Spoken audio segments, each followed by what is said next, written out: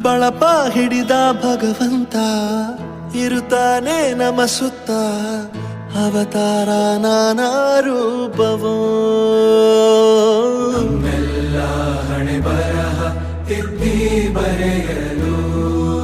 ಕತ್ತಲೆಯಿಂದ ಬಂತ ನಮ್ಮ ಕೈಯ ಹಿಡಿಯುತ್ತ ಕರೆದೊಯ್ದ ಬೆಳಕು ತೋರಲು ದಯವಾಗಿ ಗದರೋದು ನಮ್ಮ ಬೆಳೆಸಲು ಭಾಷೆ ಅಮೃತ ಕುಡಿಸೋ ತಾಯಾಗಿ ಭವಿಷ್ಯ ಬರೆವಂತ ತಂದೆನೋ ಆಗಿ ಚಂದದ ಜೀವನನ ನೀಡಿರೋ